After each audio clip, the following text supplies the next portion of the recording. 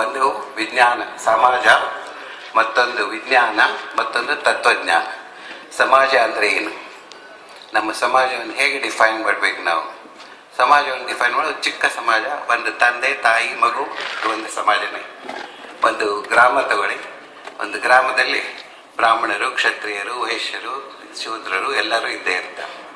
ಒಂದು ಪಟ್ಟಣವನ್ನು ತೆಗೆದುಕೊಳ್ಳ್ರಿ, ಇವರೆಲ್ಲರ ಜೊತೆ ಬೇರೆ ಜನ ಇರ್ತಾರೆ, ಪ್ರಾಣಿಗಳಿರುತ್ತೆ, ಅನಿಮಲ್ ಇರುತ್ತೆ, ಡೆವಲಪ್ಮೆಂಟ್ ಬೇಕು. ಇದೆಲ್ಲನೂ ಚಿಕ್ಕ ಸಮಾಜಕ್ಕೆ ಕೇವಲ ಅಶನ ವಸನ ಆಶ್ರಯ ಅಷ್ಟಾದರೆ ಸಾಕು. ಆದರೆ ಸಮಾಜ ದೊಡ್ಡದಾದಂಗೆ ಸಮಾಜದ ಅವಶ್ಯಕತೆಗಳು ಬೆಳೀತಾ ಇದೆ. ಈ ಹಲವು ಬಗೆಯ ಸೌಲಭ್ಯಗಳು ಬೇಕೇ ಬೇಕು. ಈ ಚಾತುರ್ವರ್ಣ್ಯ ಅನ್ನೋದು ಇದು ನಾವು ಮಾಡಿದ್ದಲ್ಲ, ಯಾರನ್ನು ನಿಂದಿಸುವುದಕ್ಕೇನು ಮಾಡಿದ್ದಲ್ಲ. ಇದು ಚಾತುರ್ವರ್ಣ್ಯ ಮಯ ಸೃಷ್ಟಂ ಗುಣಕರ್ಮ ವಿಭಾಗಶಃ. ಇದರಲ್ಲಿ ಯಾವುದೇ ವರ್ಣದ ವೈಭವೀಕರಣವಿಲ್ಲ, ನಿಂದನೆ ಆಗಿರಲ್ಲ.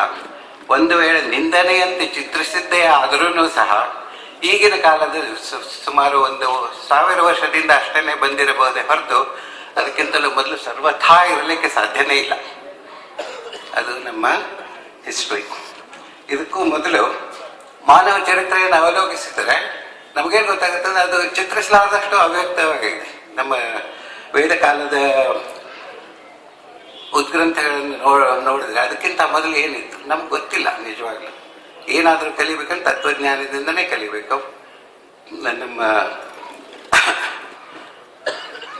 ಇತಿಹಾಸ, ಪುರಾಣ, ಬ್ರಾಹ್ಮಣ, ಇದರಿಂದನೇ ನಮ್ಮ ವೇದಗಳು, ಇದರಿಂದಾನೇ ನಮ್ಮ ಜ್ಞಾನ ಬರಬೇಕೆ ಹೊರತು ಅದಕ್ಕಿಂತ ಮೊದಲು ಏನಿತ್ತು ಅನ್ನೋದು ನಮಗೆ ಊಹಿಸಲಾರದಷ್ಟು ತುಂಬ ಕಾಂಪ್ಲಿಕೇಟೆಡ್. ಅದಕ್ಕೆ ಇತ್ತೀಚೆಗೆ ಈ ಪಂಗಡ ಜಾತಿ ಇದೆಲ್ಲ ಇಲ್ಲಿ ಉಪಯೋಗಿಸಿರೋದು ಏನಾಗಿದೆ ಅಂತಂದರೆ, ಇದರಲ್ಲಿ ಎಲ್ಲ ತರಹದ ವೃತ್ತಿಗಳಲ್ಲಿ ನಿರತರಾದ ಜನರನ್ನು ಕಾಣಿಸ್ತಾ ಇದ್ದೀವಿ ನಾವು.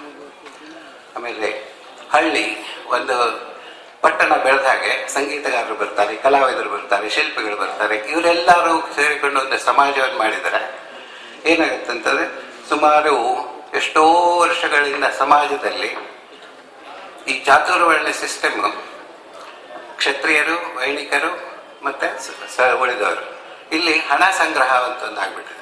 ಈ ಹಣ ಸಂಗ್ರಹದಿಂದ ಏನಾಗಿದೆ, ಸಮಾಜದಲ್ಲಿ ಬೇರೆ ಬೇರೆ ವರ್ಗಗಳು, ಈ ಎರಡು ವರ್ಗದ ಸಮಾಜವನ್ನು ನೋಡ್ತಾ ಇದ್ರೆ ಈ ಪ್ರತಿಯೊಂದು ವರ್ಗದವರು ಅವರವರ ಕೆಲಸ ಮಾಡ್ಕೊಂಡು ಹೋದರೆ ಸಮಾಜ ನಿಜವಾಗ್ಲೂ ಉದ್ಧಾರಕ್ಕೆ ಇರೋದು.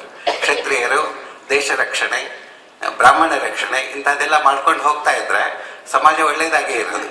ಆದರೆ ಈಗೇನಾಗಿದೆ, ಕ್ಷತ್ರಿಯರು ಉಳಿದವರು ಯಾರ ಹತ್ರ ಹಣ ಸಂಗ್ರಹ ಆಗಿದೆ ಅವರು ಐಷಾರಾಮ ಜೀವನ ನಡೆಸ್ತಾರೆ, ಉಳಿದವ್ರ ಹತ್ರ ಹಣ ಇರಲ್ಲ. ಅದು ಪ್ರಾಬ್ಲಮ್.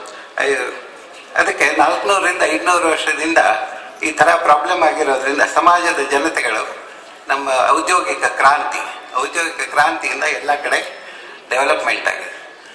ಮೊದಲು ಬರೀ ಬ್ರಾಹ್ಮಣರಿಗಷ್ಟೇ ಕಲಿಯುವ ಅವಕಾಶ, ಇವಾಗ ಕ್ಷತ್ರಿಯರಿಗೂ ಅವಕಾಶ ಇದೆ, ಶೂದ್ರರಿಗೂ ಅವಕಾಶ ಇದೆ, ಎಲ್ರಿಗೂ ಅವಕಾಶ ಇದೆ. ಈ ಥರ ಪ್ರತಿಯೊಬ್ಬರಿಗೂ ವಿಜ್ಞಾನದ ರಹಸ್ಯಗಳು ಗೊತ್ತಾಗ್ತಾ ಹೋದರೆ ಆವಾಗ ನಮಗೆ ಈ ತತ್ವಜ್ಞಾನದ ಅವಶ್ಯಕತೆ ಉಂಟಾಗ್ತದೆ. ಯಾಕಂತಂದರೆ ಕೆಲವೇ ಜನರ ಹತ್ರ ರಿಸರ್ಚ್ ಮಾಡಿ ವಿಜ್ಞಾನವನ್ನು ಇದನ್ನು ಕಳ್ಕೊಂಡು ಡೆವಲಪ್ಮೆಂಟ್ ಮಾಡಿ ಅದರಿಂದ ಹಣ ಪಡ್ಕೊಂಡು ಅದರಿಂದ ಬೇರೆಯವರಿಗೆ ಒಳಿತನ್ನು ಮಾಡೋದು ಒಂದು ವಿಚಾರ, ಕೆಡಕನ್ನು ಉಂಟು ಮಾಡೋದು ಮತ್ತೊಂದು ವಿಚಾರ. ಈ ಕೆಡಕನ್ನು ಉಂಟು ಮಾಡುವುದರಿಂದ ಏನು ಪ್ರಾಬ್ಲಮ್ ಆಗೋದು ಅಂತಂದರೆ, ಪ್ರತಿಯೊಬ್ಬರಿಗೂ ಅವರವರ ಮೂಲಭೂತ ಅವಶ್ಯಕತೆಗೆ ತಕ್ಕ ಹಾಗೆ ಪ್ರತಿಯೊಬ್ಬ ಸಾಮಾನ್ಯ ಮುಟ್ಟೋದಿಲ್ಲ. Item bomb, we make it, we radioactivity, we use it. ಆದರೆ ಒಳ್ಳೆಯದಕ್ಕೂ ಯೂಸ್ ಮಾಡ್ಬೋದು, ಕೆಟ್ಟದಕ್ಕೂ ಯೂಸ್ ಮಾಡ್ಬೋದು. ಆಮೇಲೆ ಬಯಾಲಜಿ, ಬ್ಯಾಕ್ಟೀರಿಯಾ ಎಲ್ಲನೂ ವಾರ್ಫೇರ್ಗೂ ಯೂಸ್ ಮಾಡ್ಬೋದು ಮತ್ತು ಟ್ರೀಟ್ಮೆಂಟ್ಗೂ ಯೂಸ್ ಮಾಡ್ಬೋದು. ಈ ಥರ ಇರೋದ್ರಿಂದ ನಮಗೆ ಸಮಾಜದಲ್ಲಿ ಪ್ರತಿಯೊಬ್ಬ ವ್ಯಕ್ತಿಗೆ ಯಾವುದೇ ಚಾತುರ್ವರ್ಣ ಇರಲಿ, ಪ್ರತಿಯೊಬ್ಬ ವ್ಯಕ್ತಿಗೂ ಧರ್ಮ ಅನ್ನೋದೊಂದು ಜ್ಞಾನ ಬೇಕೇ ಬೇಕು. ಈ ಧರ್ಮ ಅನ್ನೋದು ಬರೀ ಬ್ರಾಹ್ಮಣರಿಗಷ್ಟೇ ಅಲ್ಲ, ಹಿಂದೂಸ್ತಾನಕ್ಕಷ್ಟೇ ಅಲ್ಲ, ಕ್ರಿಶ್ಚಿಯನ್ರಿಗೆ, ಮುಸ್ಲಿಮರಿಗೆ ಎಲ್ಲರಿಗೂ ಬೇಕೇ ಬೇಕು ಈ ಜ್ಞಾನ. ಅದಕ್ಕೆ ನಾವು ತತ್ವಜ್ಞಾನದ ಅನಿವಾರ್ಯತೆ ಅಂತ ಹೇಳೋದು. ಯಾಕೆ ಅಂತಂದರೆ ಸಮಾಜದ ಸುವ್ಯವಸ್ಥೆಗೆ ಪ್ರತಿಯೊಬ್ಬರು ತಮ್ಮಿಂದ ಮಾಡಬೇಕಾದಂಥ ಯೋಗದಾನ ಏನಿದೆ ಅದು ಯೋಗದಾನ ಮಾಡ್ಬೇಕಂತಂದ್ರೆ ನಾವು ಒಳ್ಳೆ ಕೆಲಸ ಮಾಡಬೇಕು, ಧರ್ಮ ಅನ್ನೋದು ಇರಲೇಬೇಕು. ಧರ್ಮದ ಚೌಕಟ್ಟಿನಲ್ಲಿ ನಾವು ಒಳ್ಳೆ ಕೆಲಸ ಮಾಡ್ತಾ ಇದ್ರೆ ಅದರಿಂದ ಪ್ರತಿಯೊಬ್ಬರಿಗೂ ಸಂತೋಷ ಆಗುತ್ತದೆ. ಆಮೇಲೆ ಈ ಕಟ್ಟುಪಾಡುಗಳು ಬೇಡ, ಯಾವುದಾದ್ರೂ ಹೇಗಿದೆ ಹಾಗೆ ಯೂಸ್ ಮಾಡ್ಕೊಂಡು ಹೋಗ್ಬಿಟ್ರೆ ಅದು ಚಾರ್ವಾಕ ಜ್ಞಾನ ಆಗಿಬಿಡುತ್ತೆ. ಈ ಚಾರ್ವಾಕ ಜ್ಞಾನದಿಂದ ಯಾರಿಗೂ ಸುಖ ಇಲ್ಲ. ಪ್ರತಿಯೊಬ್ಬರಿಗೂ ಬಲವಂತನಿದ್ದವನು ಉಳಿದವರನ್ನು ಹತ್ತಿಕ್ಕಿ ಮೇಲೆ ಬಂದು ತಮ್ಮ ಇದನ್ನ ಮಾಡ್ಕೊಂಡು ಹೋಗ್ತಾರೆ ಹೊರತು ಇದರಿಂದ ಯಾರಿಗೂ ಪ್ರಯೋಜನ ಆಗೋದಿಲ್ಲ.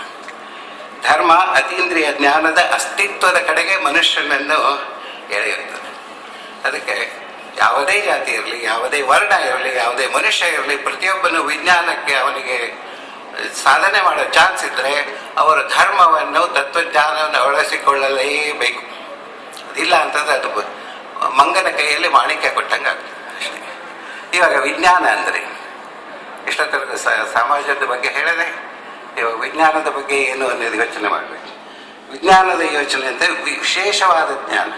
ಈ ವಿಶೇಷವಾದ ಜ್ಞಾನವನ್ನು ಭೌತಶಾಸ್ತ್ರದಲ್ಲಿ, ರಸಾಯನಶಾಸ್ತ್ರದಲ್ಲಿ, ಜೀವಶಾಸ್ತ್ರದಲ್ಲಿ, ಗಣಿತಶಾಸ್ತ್ರ ಎಲ್ಲರೂ ಈ ವಿಜ್ಞಾನಗಳನ್ನು ಕಲಿತಾನೇ ಇದ್ದಾರೆ ಈಗಿನ ಕಾಲದಲ್ಲಿ. ಇದರಿಂದ ಭೌತಶಾಸ್ತ್ರಿಗಳು, ಫಿಸಿಸಿಸ್ಟ್ಸ್ ಅವರೇನು ತಿಳ್ಕೊತಾರೆ, they think that they are the know all. ನಮಗೆಲ್ಲ ಗೊತ್ತಿದೆ, ನಾವೇನು ಬೇಕಾದ್ರೂ ಮಾಡ್ಬೋದು. ಹಿಂದಿನ ಕಾಲದಲ್ಲಿ ನ್ಯೂಟನ್ ಮತ್ತು ಉಳಿದ ವಿಜ್ಞಾನಿಗಳ ಕ್ಲಾಸಿಕಲ್ ಫಿಸಿಸಿಸ್ಟ್ ಅಂತ ಏನು ಹೇಳ್ತೀವಿ, ಅವರು ಕೆಲವೊಂದು ರೂಲ್ಸ್ ಮಾಡಿದ್ರು. ಗ್ರಹಗತಿಗಳ ಚಲನೆಯನ್ನೆಲ್ಲ ಹೇಳೋಕೆ ಬರ್ತಾ ಇತ್ತು. ಅದು 18ನೇ ಶತಮಾನದವರೆಗೆ ಅದು ಸರಿಯಾಗಿ ನಡ್ಕೊಂಡು ಹೋಗ್ತಾ ಇತ್ತು. ಕೆಲವೊಂದು ವಿಜ್ಞಾನದ ರಹಸ್ಯಗಳು ಗೊತ್ತಾಗ್ತಾ ಇರಲಿಲ್ಲ. 1900ನೇ ಇಸ್ವಿಯಲ್ಲಿ ಐನ್ಸ್ಟೀನ್ ಅಂತ ಸೈಂಟಿಸ್ಟ್ ಬಂದರು. ಈ ಐನ್ಸ್ಟೀನ್ ಬಂದರು, ಆಮೇಲೆ ಮ್ಯಾಕ್ಸ್ ಪ್ಲಾಂಕ್ ಬಂದರು, ಉಳಿದವರೆಲ್ಲ ವಿಜ್ಞಾನಿಗಳು ಬಂದು ಕ್ವಾಂಟಮ್ ಮೆಕ್ಯಾನಿಕ್ಸ್ ಅಂತ ಒಂದು ಶುರು ಮಾಡಿದ್ರು. ಈ ಎಲ್ಲ ಕ್ವಾಂಟಮ್ ಮೆಕ್ಯಾನಿಕ್ಸು ಈ ಕ್ಲಾಸಿಕಲ್ ಮೆಕ್ಯಾನಿಕ್ಸ್ಗಿಂತಲೂ ಸ್ವಲ್ಪ ದೊಡ್ಡದಾಗಿ ಡೆವಲಪ್ ಆಗಿ ಹೋಗ್ಬಿಡ್ತದೆ. ಈ ಗ್ರಹಗಳು ಇಷ್ಟಿದ್ದರೂ ಸಹ ವಿಜ್ಞಾನದ ನಮ್ಮ ಮ್ಯಾಥಮೆಟಿಕ್ಸು, ಕೆಮಿಸ್ಟ್ರಿ, ಫಿಸಿಕ್ಸು ಇದರಿಂದ ನಮ್ಮ ಜಗತ್ತಿನ ಬಗ್ಗೆನೇ ಎಲ್ಲಾನು ತಿಳ್ಕೊಂಡ್ಬಿಡ್ಬೋದೋ ಏನೋ ಅನ್ನೋ ಒಂದು ಭಾವನೆ ಜನಗಳಲ್ಲಿ. ನಮ್ಮ ಜಗತ್ತು ಹೇಗೆ ನಡೀತಾ ಇದೆ, ಪ್ರತಿಯೊಂದು ವಸ್ತು, ಅಣು, ಕಣ, ಪರಮಾಣು ಇದೆಲ್ಲಾನು ತಿಳ್ಕೊಂಡ್ಬಿಟ್ಟಿದ್ದೀವಿ ನಾವು. ಇದರಿಂದ ನಾವು ಇಡೀ ಜಗತ್ತನ್ನೇ ತಿಳ್ಕೊಬೋದೋ ಹೇಗೆ ಅಂತ ಯೋಚನೆ. ಅದಕ್ಕೆ ಎಷ್ಟೋ ಜನ ವಿಜ್ಞಾನಿಗಳು ತತ್ವಜ್ಞಾನಿಗಳು ಆಗಿದ್ದಾರೆ. ತತ್ವಜ್ಞಾನಿಗಳು ಆದವರು ನಮ್ಮ ಈ ಸೃಷ್ಟಿ ರಹಸ್ಯವನ್ನು ಕಂಡು ಹಿಡ್ಕೋಬೇಕು ಅಂತ ಪ್ರಯತ್ನ ಮಾಡ್ತಾನೇ ಇರ್ತಾರೆ. ಈ ಸೃಷ್ಟಿ ರಹಸ್ಯವನ್ನು ನೋಡ್ಬೇಕಂತಂದ್ರೆ ಈ ಕ್ವಾಂಟಮ್ ಮೆಕ್ಯಾನಿಕ್ಸ್ ಇಂದ ಪ್ರತಿಯೊಂದನ್ನು ನಾವು ಅನುಭವಿಸಬಹುದು, ಪ್ರತಿಯೊಂದನ್ನು ಹೇಳಬಹುದು ಅಂತ ಹೇಳ್ಬಿಡ್ತಾರೆ. ಅದರಲ್ಲಿ 8 ಮೇನ್ ಪ್ರಮೇಯಗಳು. ನಾನು ಪ್ರತಿಯೊಂದು ಇಕ್ವೇಶನ್ ಹೇಳಕ್ ಹೋಗಲ್ಲ, ಆದ್ರೆ ಕ್ವಾಂಟಮ್ ಮೆಕ್ಯಾನಿಕ್ಸ್ ನಿಂದ ಏನೇನು ಬಂತು, ನಿಜವಾದ ನಿಖರವಾದ ಜ್ಞಾನ ಬಂತ ಹೇಗೆ ಅಂತ ಯೋಚನೆ ಮಾಡಿದ್ರೆ ಬಂದೇ ಇಲ್ಲ ಅಂತ ಹೇಳ್ಬಹುದು. ಯಾಕಂತಂದ್ರೆ ಈ ಜಗತ್ತು ಮೊದಲನೇದಾಗಿ ಈ ಜಗತ್ತು ಸತ್ಯವಾಗಿದೆ, ಆದರೆ ಅದು ಅಸ್ಪಷ್ಟ ಮಾಯೆಯಲ್ಲಿ ಮುಳುಗೋಗ್ಬಿಟ್ಟಿದೆ. ಈ ವಾದ ಒಂದು ಕ್ವಾಂಟಮ್ ಮೆಕ್ಯಾನಿಕ್ಸ್ ರಿಸಲ್ಟ್, ತತ್ವಜ್ಞಾನದ ಒಂದು ರಿಲೇಶನ್ಶಿಪ್ ಡೆವಲಪ್ಮೆಂಟ್. ಈ ವಾದ ಏನ್ ಮಾಡುತ್ತದೆ ಅಂದ್ರೆ ನೈಜ ಸತ್ಯವನ್ನು ತಿರಸ್ಕರಿಸಿಬಿಡ್ತದೆ. ಇದಕ್ಕೆ ಕೋಪನ್ಹೇಗನ್ ಇಂಟರ್ಪ್ರಿಟೇಷನ್ ಅಂತ ಹೇಳೋದು. ಮತ್ತೊಂದು ವಾದ ಏನು ಹೇಳ್ತಾರೆ, ಈ ಜಗತ್ತು ಸತ್ಯವಾಗಿದೆ, ಆದರೆ ಕಾರ್ಯಕಾರಣ ಸೃಷ್ಟಿಯಾಗಿರೋದ್ರಿಂದ ನೋಡುವವರ ಕಣ್ಣಿಗೆ ಮಾತ್ರ ಕಾಣಿಸುತ್ತದೆ ಹೊರತು ಒಳಗಣ್ಣಿರ್ಬೇಕು. You develop more, you will understand more. ಇದಕ್ಕೂ ಕೋಪನ್ಹೇಗನ್ ಇಂಟರ್ಪ್ರಿಟೇಷನ್ 2 ಅಂತ ಹೇಳ್ತಾರೆ. ಮೂರನೇದು ಏನಂತಂದ್ರೆ ನೋಡುವವರ ಕಣ್ಣಿಗೆ ಪೃಥ್ವಿ, ನೀರು, ತೇಜಸ್ಸು, ಆಕಾಶ, ಶಬ್ದ, ಅವ್ಯಕ್ತ ಆಕಾಶ ಬೇರೆ ಬೇರೆಯಾಗಿ ಕಂಡರೂ ಸಹ ಈ ಎಲ್ಲ ವಸ್ತುಗಳು ಸಹ ಒಂದಕ್ಕೊಂದು ಹೊಂದಿಕೊಂಡು ಹಾಸು ಹೊಕ್ಕಾಗಿ ಸಮರಸದಿಂದಿವೆ. ಇದಕ್ಕೆ ಆದಿಯೂ ಇಲ್ಲ ಅಂತಾನೂ ಇಲ್ಲ, ಒಂದು ಸಮರಸವಾಗಿರೋ ಡೆವಲಪ್ಮೆಂಟ್ ಆಗಿರೋದ್ರಿಂದ ಇದು ಎಲ್ಲಾನು ಒಂದೇ ಆಗಿರ್ಬಿಟ್ಟಿದೆ. ಇದು ಮತ್ತೊಂದು ಥಿಯರಿ. ಮತ್ತೊಂದು ನಾಲ್ಕನೇ ಥಿಯರಿ ಅಂದ್ರೆ ಸತ್ಯ ಅಂದ್ರೆ ಏನು, ಅನೇಕ ಜಗತ್ತುಗಳು ಪ್ರತಿಯೊಂದು ತಿರುವಿನಲ್ಲಿಯೂ ಕೂಡ, ಪ್ರತಿಯೊಂದು ಘಟನೆಯಲ್ಲಿಯೂ ಕೂಡ ಹೊಸ ವಸ್ತುಗಳನ್ನು ಹೊಸ ಹೊಸ ಯೂನಿವರ್ಸ್ಗಳನ್ನೇ ಉತ್ಪತ್ತಿ ಮಾಡಿ ಯೂನಿವರ್ಸ್ಗಳು ನಾಶ ಆಗ್ತಾ ಇವೆ. ಅದಕ್ಕೆ ಇದು ನಮಗೆ ತತ್ವಜ್ಞಾನದಲ್ಲಿ ವೆರಿ ಸಿಂಪಲ್ ಎಕ್ಸ್ಪ್ಲನೇಷನ್ ಇದಕ್ಕೆ. ಇದು ನಾವು ದೇವರ ಲೀಲೆ ಅಂತ ಹೇಳ್ತೀವಿ. ದೇವರ ಸ್ವಭಾವ ಅಂದ್ರೇನು? ಸೃಷ್ಟಿ, ಸಂಹಾರ, ಲೀಲಾ, ವಿಲಾಸ. ಇಷ್ಟೆಲ್ಲ ಮಾಡೋ ಹಾಗಿದ್ರೆ ಅದು ಯಾಕೆ ಮಾಡ್ತಾನೆ ಅವನು? We do not know. ಅವನು